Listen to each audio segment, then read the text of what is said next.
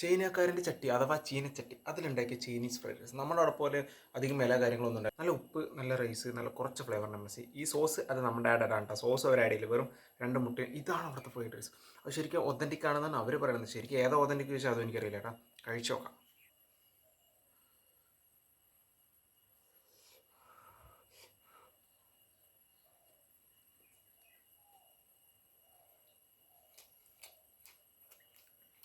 അധികം ഫ്ലേവർ ഒന്നുമില്ല, limited flavour ഇഷ്ടപ്പെടുന്നവർക്ക് എന്തായാലും ഇഷ്ടപ്പെടും. ഫ്ലേവർ മസാലകളൊന്നും ഇല്ലാത്തതുകൊണ്ട് കുരുമുളക്, ഉപ്പ്, ലിറ്റിൽ ബിറ്റ് MSG, മുട്ട, പിന്നെ റൈസ്, അതെല്ലാം കൂടി ഒരു കോമ്പിനേഷൻ ആകുമ്പോഴാണല്ലോ